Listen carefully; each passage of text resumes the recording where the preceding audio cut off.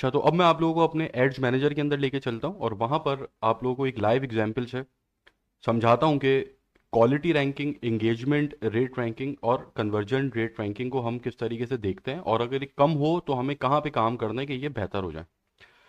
अब सबसे पहले आपको ये अपने एड्स मैनेजर के अंदर ये तीन कॉलम्स आपको नज़र आ रहे हैं: quality ranking, engagement rate ranking, conversion rate ranking. अच्छा, ये ऐड कॉलम मैंने किस तरीके से बनाया इसको अभी छोड़ दें, ठीक है, ये आगे के सेशंस के अंदर अभी आएगा। अभी सिर्फ ये समझें कि क्वालिटी रैंकिंग अगर आपकी बिलो एवरेज है, ठीक है, तो आपने कहाँ काम करना है। Engagement rate ranking below average है तो कहाँ काम करना है, और ऐसे ही कन्वर्जन रेट रैंकिंग या तो ये बिलो एवरेज होगी, या ये एवरेज होगी, या ये अबव एवरेज होगी। इन तीन में से ये किसी एक के ऊपर लाई कर रही होती, ठीक है। अब जहां पर जो एग्जाम्पल है, अब यहां पर इसकी परचेजेस 9 आई हुई है, लेकिन फिर भी conversion rate ranking below average है। क्यों है, इसको मैं भी आगे आपको समझाऊंगा। अभी आप समझेंगे अगर आपकी क्वालिटी रैंकिंग बिलो एवरेज है तो आपको कहाँ काम करना है। अगर आपकी क्वालिटी रैंकिंग बिलो एवरेज है तो आपको अपनी एड कॉपी और एड क्रिएटिव चेक करना है। एड कॉपी और एड क्रिएटिव क्या होता है, ये जो आपके पास ब्रांड नेम के नीचे, पेज नेम के नीचे जो टेक्स्ट लिखा हुआ है, ये ऐड कॉपी है, और उसके नीचे जो इमेज या फिर वीडियो होती है वो ऐड क्रिएटिव होता है। तो उससे कंफ्यूज मत होइएगा, अभी अगला सेशन ऐड क्रिएटिव गाइड के ऊपर होगा तो उसके अंदर बहुत डीपली मैं इन चीज़ों को डिस्कस करूंगा। तो आपने वर्किंग करनी है अपनी ऐड कॉपी के ऊपर और ऐड क्रिएटिव के ऊपर। इसको आपने चेक करना है कि यहाँ कहीं आप कोई गलती तो नहीं कर रहे। जो ऊपर चीज़ें मैंने एक्सप्लेन की, कहीं वहाँ आपसे कोई मिस्टेक तो नहीं हो रही कि जिसकी वजह से आपकी जो क्वालिटी रैंकिंग है वो बिलो एवरेज आ रही है, ठीक है। दूसरी चीज, आपने अपनी फ्रीक्वेंसी चेक करनी है। ऐसा तो नहीं हो रहा कि आपका ऐड कोई बार बार देख रहा है और बार बार देखने की वजह से एनॉय हो रहा है और आपके ऐड को हाइड कर रहा है। अगर मैं इस ऐड को हाइड करूंगा तो फेसबुक के पास क्या सिग्नल जाएगा कि शायद ये ऐड जो है अच्छा ऐड नहीं है, इससे यूज़र एक्सपीरियंस अच्छा नहीं बन पा रहा है, जिसकी वजह से जो यूज़र है, फेसबुक यूज़र है मेरा, उसने इसके ऐड को हाइड किया है। तो ये एक सिग्नल देता है फेसबुक को कि जिसकी वजह से आपकी ऐड क्वालिटी गिरती है। तो आपने फ्रीक्वेंसी भी चेक करनी है कि यहाँ पर ये आपको फ्रीक्वेंसी का कॉलम नज़र आ रहा है। फ्रीक्वेंसी क्या होती है कि कितनी दफ़ा एक फेसबुक यूज़र की न्यूज़ फीड के ऊपर आपका ऐड जा रहा है। अगर फ्रीक्वेंसी 1 है तो उसका मतलब है कि एक दफ़ा गया है। फ्रीक्वेंसी 2 है, इस, इसका मतलब है कि ऐड एक एक यूज़र की न्यूज़ फीड के ऊपर वो ऐड 2 दफ़ा जा चुका है। इसको आप ऐसे समझें। तो आपकी फ्रीक्वेंसी 2 से कम होनी चाहिए, लेकिन ये 2 से कम हर केस के अंदर अच्छी नहीं होती। इसके भी डिफरेंट केसेस होते हैं जो मैं आगे आपको समझाऊंगा कि कब आपकी हाई फ्रीक्वेंसी आपके लिए काम कर रही होती है और आपको काम करके दे रही होती है। ये चीज़ें भी आगे आएंगी। तो आपने अपनी फ्रीक्वेंसी चेक करनी है कि ऐसा तो नहीं कि आपका बार बार कोई ऐड देख के एनवाय हो गया और उसने आपका ऐड हाइड कर दिया, ठीक है। तीसरी चीज़, आपकी वेबसाइट का बाउंस रेट, ठीक है, कि ऐसा तो नहीं कि आपके लिंक के ऊपर कोई क्लिक कर रहा है और आपकी वेबसाइट पे लैंड होके फौरन वहां से बाहर आ रहा है। कहीं आपके फनल के अंदर तो कोई मसला नहीं है, कहीं आपकी वेबसाइट का लोड टाइम तो कहीं बहुत ज़्यादा नहीं है कि वो फिर डिफरेंट पेजेस ऐसे लोड हो रहे हैं कि वो जो एनवाईओ के बाहर निकल रहा है, ठीक है। तो इन चीज़ों को भी आपने देखना है कि आपकी क्वालिटी रैंकिंग ये चीज़ें गिरा सकती हैं, ठीक है। अच्छा, इसके अंदर आपका जो बाउंस रेट होता है वेबसाइट का, ये जब हम लैंडिंग पेज ऑप्टिमाइजेशन के ऊपर आएंगे तो उसके अंदर ये चीज़ें आगे सेल्स फनल के टॉपिक के अंदर मैं कवर करूंगा, सही है। तो जब आपकी क्वालिटी रैंकिंग बिलो एवरेज है तो आपने इन तीन चीज़ों के ऊपर ध्यान देना है कि यहाँ कोई आपसे मिस्टेक ना हुई हो। उसके बाद अगर आपकी इंगेजमेंट रेट रैंकिंग एवरेज है तो ठीक है। अगर बिलो एवरेज है ये, तो फिर आप कहाँ काम करेंगे, ऑडियंस की रेलेवेंस चेक करेंगे और फिर दोबारा अपनी ऐड कॉपी और ऐड क्रिएटिव देखेंगे। अच्छा, इससे पहले क्वालिटी रैंकिंग के अंदर जब आप ऐड कॉपी और ऐड क्रिएटिव देख रहे थे तो यहाँ पर आप ये चीज़ चेक कर रहे थे कि कहीं आपने कोई मिस्टेक तो नहीं की हुई कि जिसकी वजह से आपकी क्वालिटी गिर रही हो। जैसे कि ऊपर की एग्जांपल्स के अंदर हमने अभी देखा था कि आपने super food, world best shoes, इस तरीके की कोई आपने मिस्टेक तो नहीं की हुई कि जिससे आपकी एड क्वालिटी गिर रही है। लेकिन जहां जब आप एंगेजमेंट रेट रैंकिंग के ऊपर एड क्रिएटिव और एड कॉपी चेक करेंगे तो अब यहां पर आप मिस्टेक चेक नहीं कर रहे अपनी, अब यहां पर आप ये चेक कर रहे हैं कि आपकी एड कॉपी कहीं बोरिंग तो नहीं है। कहीं ऐसा तो नहीं कि आपने बहुत लंबी एड कॉपी लिख दी। कि जो फेसबुक यूजर को एनॉय कर रही है, क्योंकि ऐड कॉपी तो शुरू की 2-3 लाइनें ही हर कोई पढ़ता है, उसके आगे कोई भी नहीं पढ़ता पूरी ऐड कॉपी। ठीक है, तो आपने ये चेक करना है कि आपकी ऐड कॉपी, ऐड क्रिएटिव कहीं बोरिंग तो नहीं है, क्योंकि आपका ऐड कॉपी और आपकी ऐड क्रिएटिव बहुत अपीलिंग होना चाहिए कि जब वो न्यूज़ फीड के ऊपर फेसबुक यूज़र के आए तो वो इनकरेज हो कि मैं इसके कॉल टू एक्शन पे क्लिक करूं। जैसे कॉल टू एक्शन यहाँ पर इसका लर्न मोर है, इस पर क्लिक करके इसकी वेबसाइट के ऊपर लैंड हो। ठीक है, ये चीज़ें अभी मैं आपको ऐड क्रिएटिव गाइड में अगले सेशन में समझाऊंगा, इन डेप्थ समझाऊंगा। तो आपने ये चेक करना है। ठीक है, यहाँ पर जब आप अपनी ऐड कॉपी और अपना क्रिएटिव चेक कर रहे हैं तो इन चीज़ों को चेक करना है, और फिर ऑडियंस रेलेवेंस कि आप जिसको अपना ऐड दिखा रहे हैं वो उसके साथ रेलेवेंट भी है या नहीं है। कि अगर मैं अपनी न्यूज़ फीड के ऊपर किसी लेडीज सैंडल का ऐड देख रहा हूँ तो मैं तो उसके साथ रेलेवेंट नहीं हूँ, तो ना मैं कोई उसके ऊपर रिएक्ट करूंगा, ना मैं शेयर करूंगा, ना मैं कमेंट करूंगा। ठीक है, तो मेरी क्या होगी, इंगेजमेंट इससे कम होगी। या फिर कोई एक ऐसी प्रोडक्ट है कि जो सही आपने अपने टारगेटेड ऑडियंस तक नहीं आप लेके जा रहे। फॉर एग्जाम्पल कोई ऐसी प्रोडक्ट है जो लड़के यूज़ करते हैं, नौजवान लड़के यूज़ करते हैं। ठीक है, और वो आप दिखा रहे हैं 50 साल 55 साल वालों को। ठीक है, तो वो प्रोडक्ट उनसे रिलेट नहीं कर रही, तो इसीलिए वो उसके साथ, आपके ऐड के साथ एंगेज नहीं हो रहे। तो इसलिए हो सकता है कि आपकी एंगेजमेंट रेट रैंकिंग गिर रही हो। ठीक है, तो आपने जब आपकी एंगेजमेंट रेट रैंकिंग इस कॉलम के अंदर बिलो एवरेज अगर आपको नजर आए तो इट मीन्स कि आप अपनी ऑडियंस रेलेवेंस चेक करें, अपनी टारगेटिंग चेक करें, और अपना एड कॉपी और क्रिएटिव चेक करें उस तरह जिस तरह भी मैंने बताया। अच्छा, ऑडियंस रेलेवेंस है या नहीं है, तो ये चीज़ें अभी जब हम टारगेटिंग के सेक्शन पे जाएंगे तो इन डेप्थ समझेंगे। तो अभी मैं जो चीज़ें बस समझा रहा हूँ उसको एब्जॉर्ब करते चले जाएं आप। उसके बाद आपने कन्वर्जन रेट रैंकिंग देखनी है कि ये क्या है, एवरेज है, सही है, अबव एवरेज है, बहुत अच्छी बात है, बिलो एवरेज है तो फिर हमें कहाँ काम करना है। अगर आपकी conversion rate ranking below average है तो आपने अपने लैंडिंग पेज ऑप्टिमाइजेशन चेक करनी है अपनी, क्या आपका लैंडिंग पेज ऑप्टिमाइज्ड है। ऐसा तो नहीं कि आपकी प्रोडक्ट बहुत अच्छी है लेकिन आपका सेल्स फनल ख़राब है। अगर आपका सेल्स फनल ख़राब है और आपकी प्रोडक्ट बहुत अच्छी है तो वो तो कन्वर्जन रेट आपका गिराएगी। ऐसा तो नहीं है आपकी वेबसाइट का लोड टाइम बहुत ज़्यादा है, ऐसा तो नहीं कि एक फेसबुक यूज़र जब आपकी वेबसाइट के ऊपर जा रहा है तो कंफ्यूज हो रहा है वो कि उसको ये बाय करना चाहिए नहीं बाय करना चाहिए। तो लैंडिंग पेज ऑप्टिमाइजेशन हम किस तरीके से देखते हैं, चेक करते हैं, ये इंशाल्लाह आगे के सेशंस के अंदर हम इसको भी इन डेप्थ समझेंगे। और फिर इसके अंदर दूसरी चीज आपने चेक करनी है टारगेटिंग, कि आप कहीं गलत ऑडियंस को टारगेट तो नहीं कर रहे। ठीक है, इसके अंदर जैसे एंगेजमेंट रेट रैंकिंग के अंदर ऑडियंस रेलेवेंस थी, ऐसे ही इसके अंदर आपकी टारगेटिंग के अंदर तो कोई इशू नहीं है कि आपको, फॉर एग्जांपल, आप कोई एक ऐसी चीज़ बेच रहे हैं कि जो फेसबुक यूज़र आपका ऐड देख रहा है वो उसके अंदर इंटरेस्टेड ही नहीं है। ठीक है, वो आपसे ख़रीदना ही नहीं चाहेगा। जब इंटरेस्टेड नहीं है तो खरीदेगा नहीं, तो उससे आपकी कन्वर्जन रेट रैंकिंग गिरेगी। ठीक है, तो ये तीन चीज़ें जब आपके एड्स कॉलम के अंदर आपको बिलो एवरेज अगर नज़र आती हैं तो आपने इन जगहों के ऊपर काम करना है। अब आ जाएं, आपकी कुछ ऐड की सपोर्टिंग स्ट्रेटेजीज होती हैं। एक तो होता है कि आपने अपने एंड से सारी चीज़ें सही कर दी, आपने कोशिश की कि आपकी इंगेजमेंट रेट रैंकिंग भी अच्छी जाए। अच्छा हाँ, यहाँ पर मैं सबसे पहले आपको ये बता दूं कि इस कैंपेन को ही मैंने क्यों दिखाया है। मेरे पास ऐसी भी कैंपेन्स थी कि जिसके अंदर सब अबव एवरेज था, ऐसी भी थी जिसमें एवरेज था, लेकिन मैंने ये क्यों दिखाया है, ये मैंने इसलिए दिखाया है कि इसके अंदर आप देखें conversion rate ranking below average है और यहाँ परचेजेस 9 परचेजेस आई हुई हैं। और जो ऊपर वाला ऐड है उसके अंदर कन्वर्जन रेट रैंकिंग एवरेज है लेकिन परचेजेस कोई नहीं है। ठीक है, तो इसको चेक करने के लिए आपने टाइम देना है, इसके ऊपर स्पेंडिंग इतनी नहीं हुई है इस कैंपेन के ऊपर, आपने स्पेंडिंग होगी, आप इसको एटलीस्ट 7 डेज का टाइम देंगे, उसके बाद जो आपको रिजल्ट मिलेगा वो एक्यूरेट होगा। जो स्टार्टिंग के रिजल्ट्स होते हैं 2-3 दिन बाद के, वो इतने एक्यूरेट नहीं आते।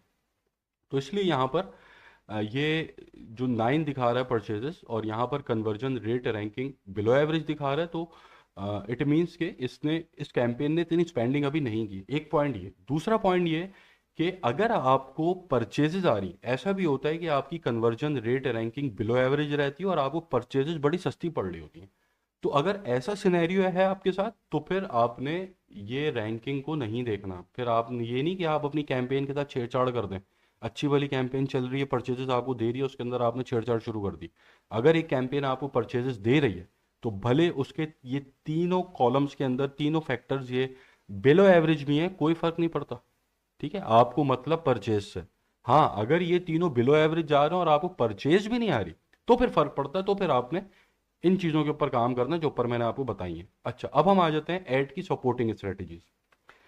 आपने अपने एंड से सारी चीज़ें सही रख ली, आपने पूरी कोशिश की कि आपकी क्वालिटी रैंकिंग अच्छी रहे, आपकी इंगेजमेंट रेट रैंकिंग अच्छी रहे, और अल्टीमेटली फिर आपकी कन्वर्जन रेट रैंकिंग भी अच्छी रहे।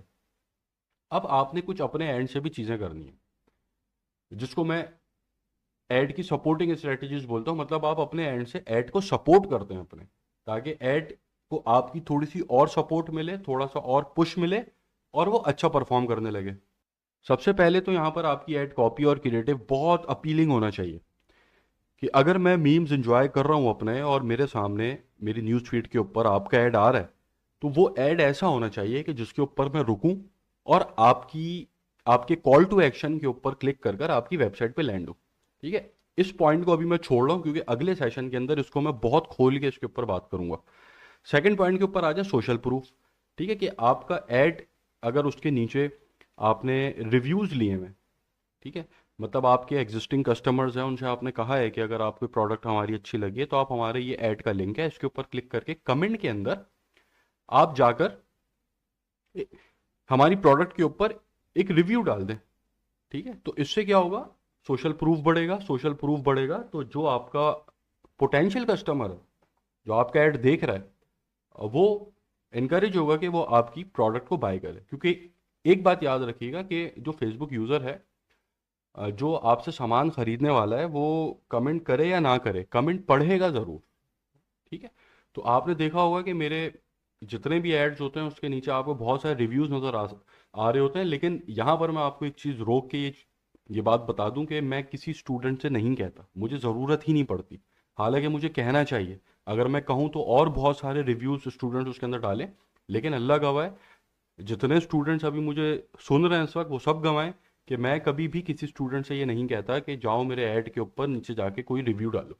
जितने भी रिव्यूज़ आ रहे होते हैं वो खुद स्टूडेंट्स अपनी मोहब्बत के अंदर डाल रहे होते हैं रिव्यूज़। सही है, लेकिन मुझे कहना चाहिए। तो आपको भी अपने कस्टमर्स को कहना है कि आप हमारे कमेंट सेक्शन में जाएं और वहां पर जाकर रिव्यूज़ डालें।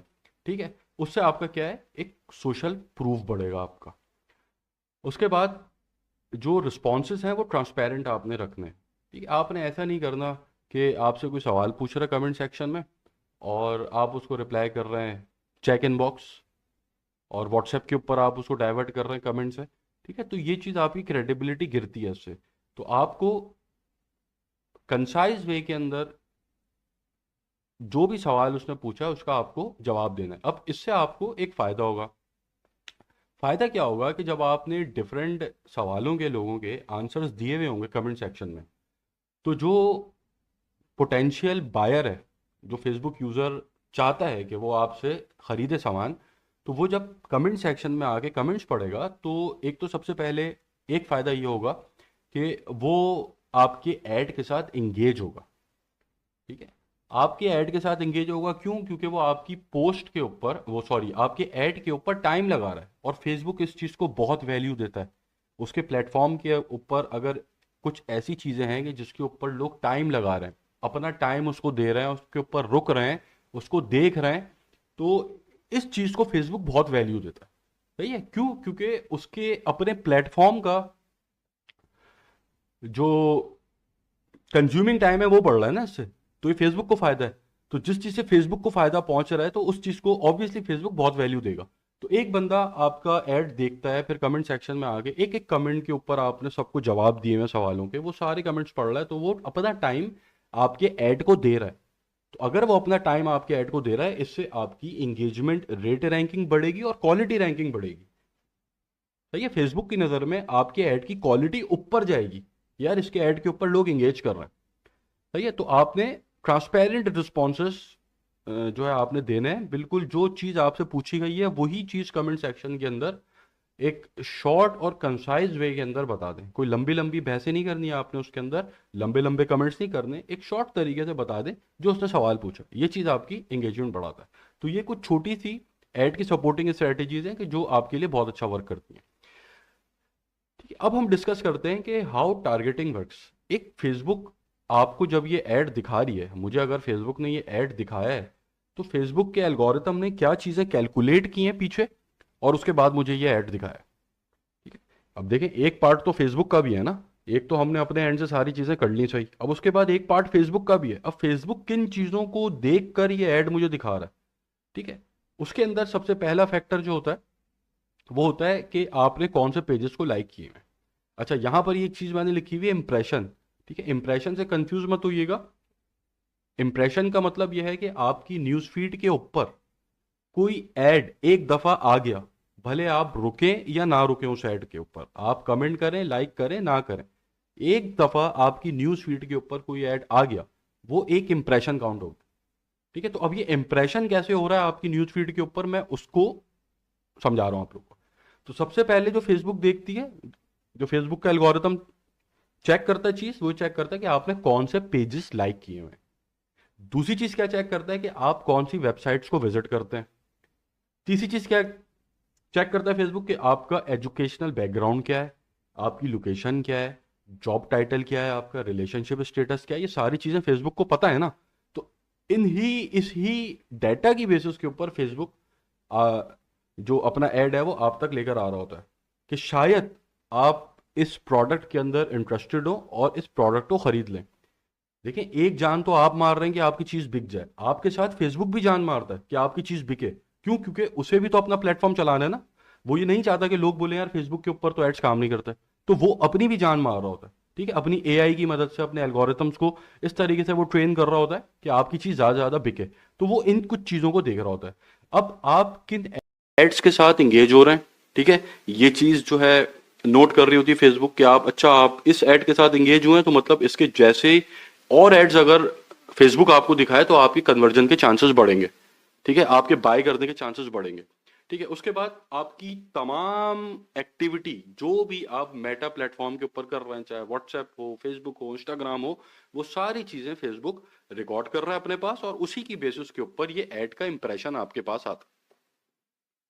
सही है। अब यहाँ पर एक चीज मैं आप लोगों को आखिरी बता दूं, उसके बाद हम इस सेशन को वाइंड अप करेंगे और फिर नेक्स्ट सेशन पे चले जाएंगे जो कि एड क्रिएटिव गाइड है। अब एक चीज ये है कि एक होता है वार्म और एक होता है कोल्ड इंटरेस्ट। अच्छा, यहां पर मैं इंटरेस्ट से आप ये कंफ्यूज मत होइएगा, जो आप इंटरेस्ट फेसबुक को बताते हैं कि इसको मुझे टारगेट करना है, अभी मैं वो बात नहीं कर रहा। अभी मैं इंटरेस्ट बात कर रहा हूँ, दिलचस्पी समझे बस। इसको अभी आप ऐसे समझे, इंटरेस्ट और कुछ नहीं है, किसी चीज के अंदर आपकी दिलचस्पी होना। तो अब यहां पर वार्म और कोल्ड इंटरेस्ट क्या होता है, इसको समझते हैं। अब फेसबुक के पास ये सारा डाटा है जो मैंने अभी आपको बताया है। इस डाटा की बेसिस के ऊपर ऐड आप तक आ रहा है।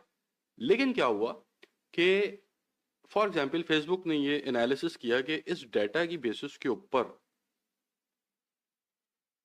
फेसबुक ने अपने एंड से एनालिसिस किया कि हमजा को शूज के अंदर इंटरेस्ट है। उसने ये सारा डाटा देखा और इसकी बेसिस के ऊपर उसने ये एनालिसिस किया कि हमजा को शूज में इंटरेस्ट है। ठीक है, अब मेरे पास शूज का ऐड आना शुरू हुआ। एक ऐड गुजरा, मैंने कोई इंटरेस्ट नहीं लिया। दूसरा ऐड गुजरा, मैंने कोई इंटरेस्ट नहीं लिया। तीसरा ऐड गुजरा, मैंने कोई इंटरेस्ट नहीं लिया। अब क्या होगा कि फेसबुक शूज के ऐड को मुझे दिखाना बंद करना शुरू करेगा। पहले स्लो डाउन करेगा और फिर दिखाना बिल्कुल बंद कर देगा। क्यों कर देगा? क्योंकि उस शूज के इंटरेस्ट को वो मेरे कोल्ड इंटरेस्ट के अंदर डाल देगा। फेसबुक बोलेगी हाँ सही है, ये इस डेटा के मुताबिक हमजा का इंटरेस्ट शूज के अंदर तो है, लेकिन अब वो कोल्ड इंटरेस्ट में जा चुका है, क्योंकि वो किसी ऐड के ऊपर उस तरीके से रिस्पॉन्स नहीं दे रहा जिस तरीके से वो देता है या पहले देता था। फिर एक दफा, एक हफ्ते बाद, डेढ़ हफ्ते बाद फेसबुक ने दोबारा मुझे टेस्ट किया कि अब मैं दोबारा इसको शूज का ऐड दिखाती हूँ और फिर देखती हूँ क्या जो उसके ऊपर रिस्पॉन्स आता है। अब जो डेढ़ हफ्ते बाद मुझे दोबारा शूज का ऐड मेरे सामने आया, उसके ऊपर मैं रुक गया और रुक के मैंने उसको थोड़ा सा उसके ऊपर क्लिक क्लिक कर लिए, उसको जो है रिएक्ट कर लिया या उसके साथ एंगेज हो गया। अब फेसबुक ने वो वार्म, वो कोल्ड इंटरेस्ट जो था मेरा शूज वाला, उसको उठा के वार्म इंटरेस्ट के अंदर डाल दिया। अब आगे मैं अपनी न्यूज फीड जब भी स्क्रॉल करूंगा तो मेरे सामने शूज के ऐड आना शुरू हो जाएंगे। ठीक है, या आपने भी एक्सपीरियंस की होगी चीज कि अगर एक स्पेसिफिक प्रोडक्ट के ऊपर आप रुकें और आपने उसके अंदर अपना इंटरेस्ट शो किया है, तो अगले आप जब स्क्रॉल करना शुरू करते हैं अपनी न्यूज फीड को, तो आपके पास उसी प्रोडक्ट के एड्स आना शुरू हो जाते हैं। तो क्या हुआ कि वो आपका कोल्ड इंटरेस्ट जो था पहले, अब वो फेसबुक ने वार्म इंटरेस्ट में डाल दिया। और वार्म इंटरेस्ट की बेसिस के ऊपर अब आपके पास वो ऐड आ रहा है। अब जब मैं उस ऐड के साथ एंगेज करना बंद करूंगा तो स्लोली स्लोली फेसबुक उन एड्स को स्लो डाउन करेगा और फिर बंद कर देगा, और फिर वो इंटरेस्ट जो था मेरा शूज का वो वार्म से उठा के वापसी कोल्ड के अंदर आ जाएगा। तो फेसबुक का सिस्टम इस तरीके से आपको एड्स दिखाने की कोशिश करता है इन चीजों की वजह से। सही है। तो ये हमारा सेशन नंबर 1 था। आई होप इसके अंदर सारी चीजें आप लोगों को सही तरीके से समझ में आ गई होंगी क्लैरिटी के साथ। अब हमारा नेक्स्ट सेशन है सेशन नंबर 2, जिसके अंदर हम लोग एड आउटलुक और एड क्रिएटिव गाइड को इन डेप्थ डिस्कस करेंगे। Thank you.